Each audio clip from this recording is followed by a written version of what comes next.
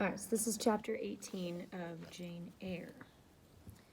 Okay, so I'm going to read through it, and I'm also going to stop and give notes throughout. All right, so chapter 18. So this is after Mr. Rochester has the slip, and he almost says, "My dear," and we get the idea that he's getting closer to Miss Ingram, and yet he kind of has feelings for Jane. We're not really sure.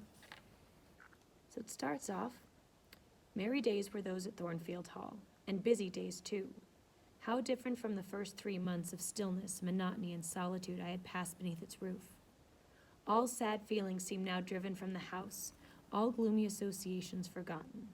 There was life everywhere, movement all day long. You could not now traverse the gallery once so hushed, nor enter the front chambers once so tenantless, without encountering a small lady's maid or a dandy valet. The kitchen, the butler's pantry, the servants' hall, the entrance hall were equally alive, and the salons were only left void and still when the blue sky and halcyon sunshine of the genial spring weather called their occupants out into the grounds.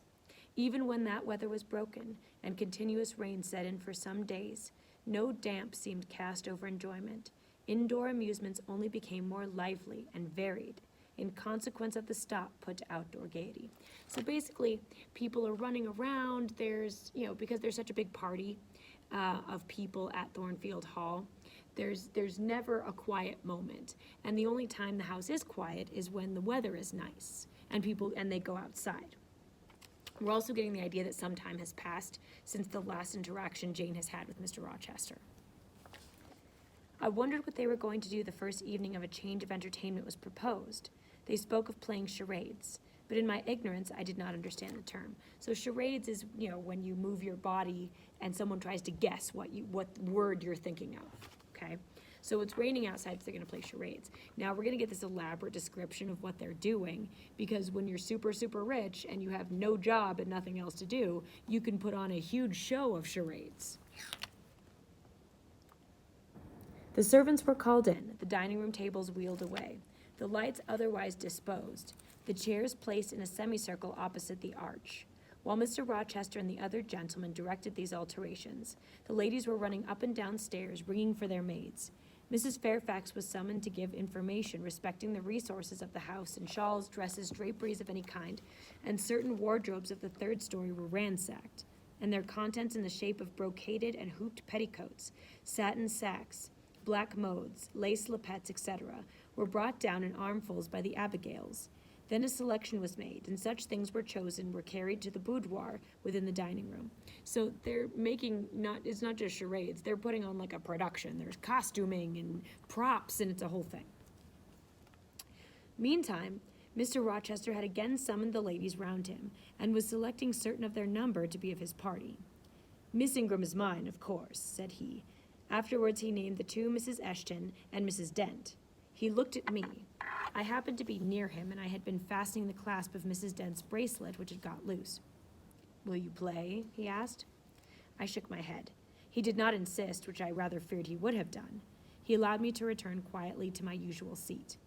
He and his aides now withdrew behind the curtain. The other party, which was headed by Colonel Dent, sat down on the crescent of chairs. One of the gentlemen, Mr. Eshton, observing me, seemed to propose that I should be asked to join them, but Lady Ingram instantly negated this notion. 'No,' I heard her say, 'she looks too stupid for any game of the sort.'" This is classism. They're assuming that Jane, who is actually one of the most intelligent people in the party, is too stupid to play charades. I mean, if you have two eyes in your head, you can play charades. So they're being rude for the sake of showing Jane where she is in society. Ere long a bell tinkled, and the curtain drew up. Within the arch the bulky figure of Sir John Lynn, whom Mr. Rochester had likewise chosen, was seen enveloped in a white sheet.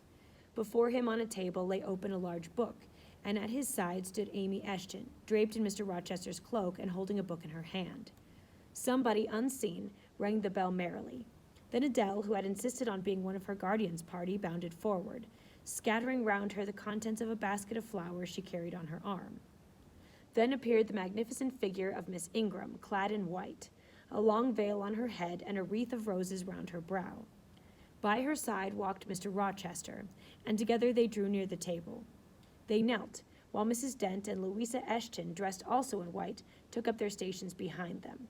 So, obviously, with Miss Ingram dressed in white and carrying flowers, and Adele, throwing flowers out of a basket and them walking together, they're showing a wedding scene. A ceremony followed in dumb show, in which it was easy to recognize the pantomime of marriage. At its termination, Colonel Dent and his party consulted in whispers for 2 minutes, then the colonel called out, "Bride."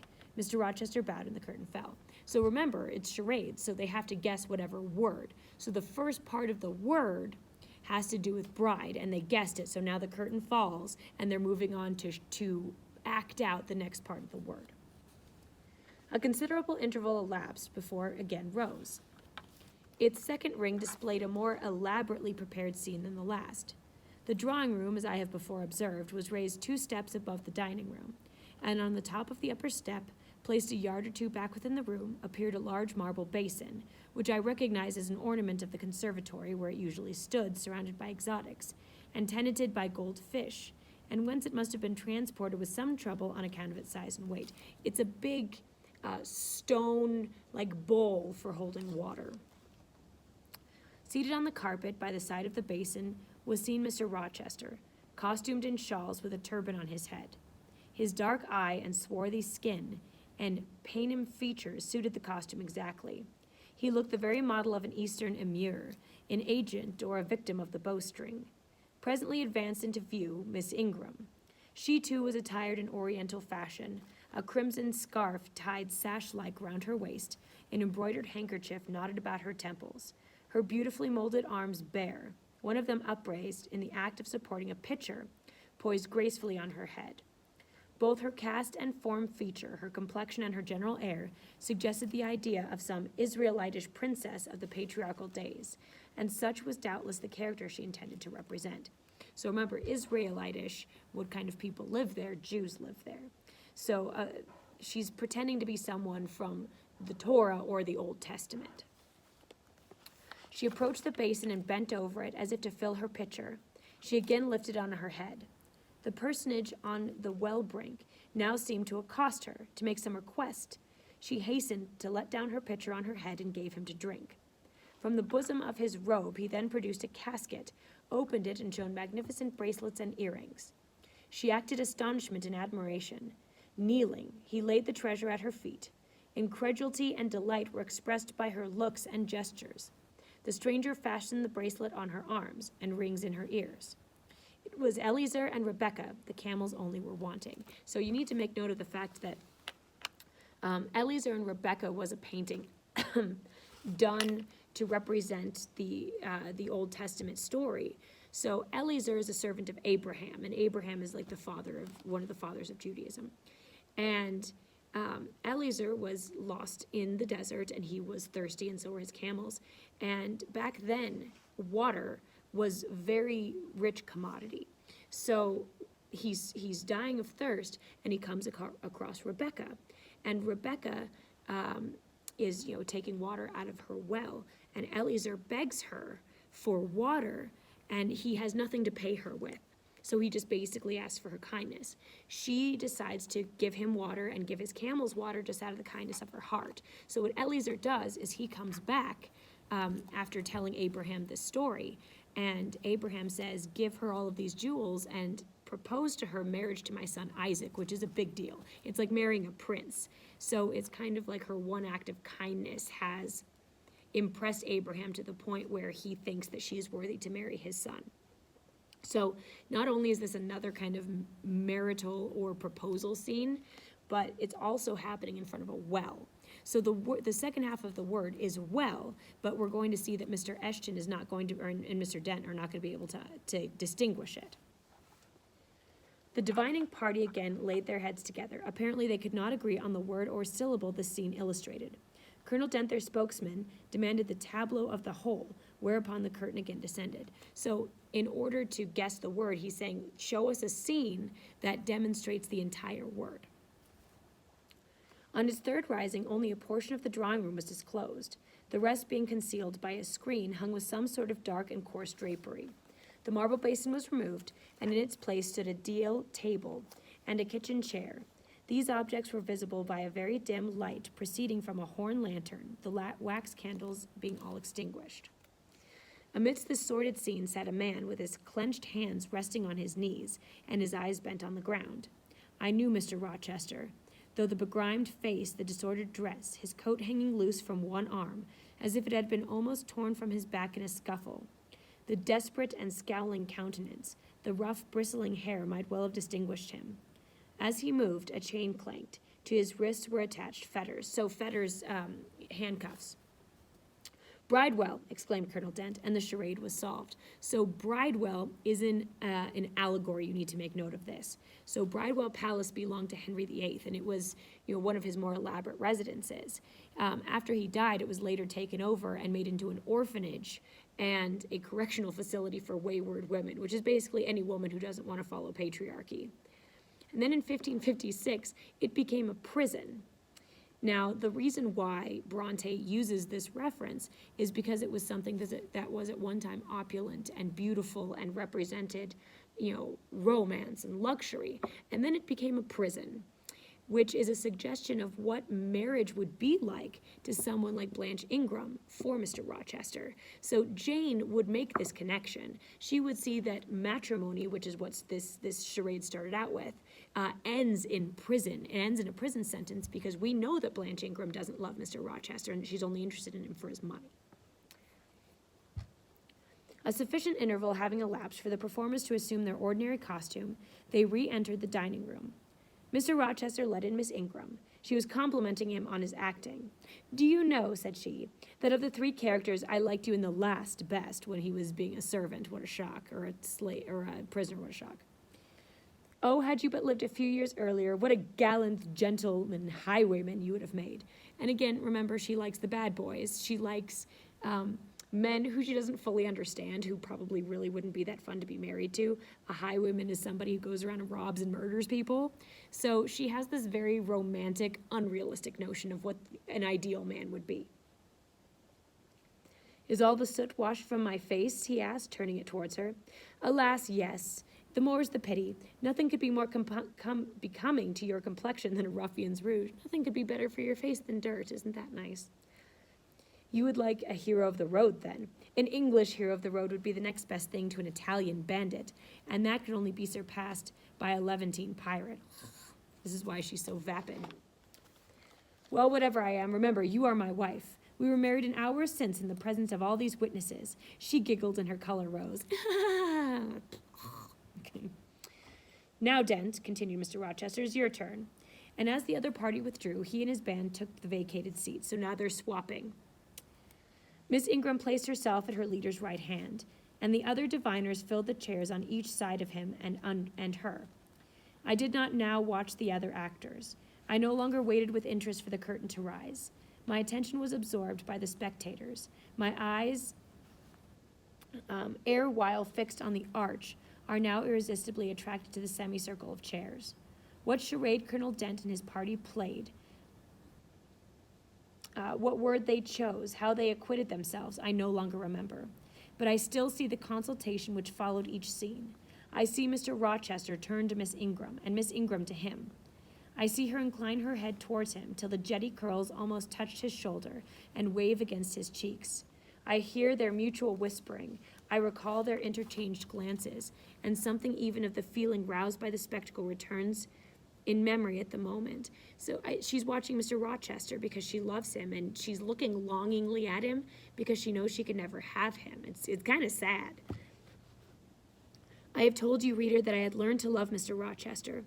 I could not unlove him now, merely because I found that he had ceased to notice me, because I might pass hours in his presence and he would never once turn his eyes in my direction, because I saw all his attentions appropriated by a great lady who scorned to touch me with the hem of her robes as she passed, who, if ever her dark and imperious eye fell on me by chance, would withdraw it instantly as from an object too mean to merit observation. I could not unlove him, because I felt sure he would soon marry this very lady, because I read daily in her proud security, in his intentions respecting her, because I witnessed hourly in him a style of courtship, which if careless and choosing rather to be sought than to seek, was yet in its very carelessness captivating, and its very pride irresistible. So unlike Mr. Rochester, who was able to unlove Celine Varennes because he loved a rival, or she loved a rival who was beneath him, Jane can't do that. She cannot unlove Mr. Rochester because she considers Blanche beneath her. She loves him anyway. So this is an example of how feeling trumps reason. So this is a very romantic passage because, again, she's listening to her heart and not to her head, which logically tells her that he clearly cannot distinguish who is of value and who is not. There was nothing to cool or banish love in these circumstances, though much to create despair. Much, too, you will think, reader, to engender jealousy. If a woman in my position could presume to be jealous of a woman in Miss Ingram's. But I was not jealous, or very rarely. The nature of the pain I suffered could not be explained by a word. Miss Ingram was a mark beneath jealousy. She was too inferior to excite the feeling. So it's more even grief for Jane than it is jealousy. Pardon the seeming paradox. I mean what I say. She was very showy, but she was not genuine. She was a fine person, many brilliant attainments, but her mind was poor, her heart barren by nature. Nothing bloomed spontaneously on that soil. No unforced natural fruit delighted by its freshness. She was not good. She was not original. She used to repeat sounding phrases from books. She never offered nor had an opinion of her own. She advocated a high tone of sentiment, but she did not know the sensations of sympathy and pity. Tenderness and truth were not in her. Too often she betrayed this. By the undue vent she gave to a spiteful antipathy she had conceived against little Adele, pushing her away with some contumelious epithet if she happened to approach her. So she's also mean to Adele. And every once in a while the veil lifts and you can see what kind of person Blanche Ingram is. And always treating her with coldness and acrimony. Other eyes besides mine watch these manifestations of character, watch them closely, keenly, shrewdly. Yes, the future bridegroom, Mr. Rochester himself, exercised over his intended a ceaseless surveillance, and it was from this sagacity, this guardedness of his, this perfect, clear consciousness of his fair one's defects, this obvious absence of passion in his sentiments towards her, that my evariating torturing pain arose. So the worst part about it for Jane is that Mr. Rochester sees these horrible aspects of Blanche Ingram and plans to marry her anyway. It's not like Blanche is tricking Mr. Rochester. The worst part is that he knows what a not so awesome person she is, and he still continues to pursue her. I saw he was going to marry her, for family, perhaps political reasons, because her rank and connection suited him. I felt he had not given her his love, and that her qualifications were ill-adapted to win from him that treasure. That was the point. This was where the nerve was touched and teased. This was where the fever was sustained and fed. She could not charm him. He'll never love her. And that's what's so difficult for Jane. The fact that she knows that Mr. Rochester will always have some semblance of unhappiness that Jane could make better. Jane could make him happy, but society doesn't allow it, and that's part of what is most difficult for Jane to deal with. If she had managed the victory at once, and he had yielded and sincerely laid his heart at her feet, I should have covered my face, turned to the wall, and figuratively have died to them. If Miss Ingram had been good and noble, endowed with force, fervor, kindness, sense, I should have had one vital struggle with two tigers, jealousy and despair. Then my heart torn out and devoured, I should have admired her, acknowledged her excellence, and been quiet for the rest of my days. And the more absolute her superiority, the deeper would have been my admiration, the more truly tranquil my quiescence. So she's saying she could deal with this, with the hurt of losing Mr. Rochester, if Blanche was a good person, a nice person, but she's not. So Jane is struggling to let it go. But as matters really stood, to watch Miss Ingram's efforts in fascinating Mr. Rochester, to witness their repeated failure, herself unconscious that they did fail, vainly fancying that each shaft launched hit the mark, and infatuatedly pluming herself on success when her pride and self-complacency repelled further and further what she wished to allure. To witness this was to be at once under ceaseless excitation and ruthless restraint, because Jane is watching Mr. Rochester kind of not be into Blanche, watching her try to make him fall in love with her and watching it not succeed. because when she failed, I saw how she might have succeeded. Arrows that continually glanced off from Mr. Rochester's breast and fell harmless at his feet might, I knew, if shot by a surer hand, have quivered keen in his proud heart, have called love into his stern eye, and softness into his sardonic face, or better still, without weapons, a silent conquest might have been won. Why can she not influence him more when she is privileged to draw so near to him, I ask myself. Surely she cannot truly like him, or not like him with true affection. If she did, she need not coin her smiles so lavishly, flash her glances so unremittingly, manufacture airs so elaborate and graces so multitudinous. Basically, if she really loved him, she wouldn't have to lay it on so thick. She wouldn't have to put on such a show of it. It seems to me that she might, by merely sitting quietly at his side, saying little and looking less, get nigher his heart.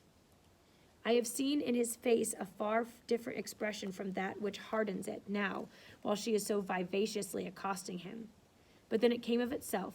It was not elicited by meretricious arts and calculated maneuvers.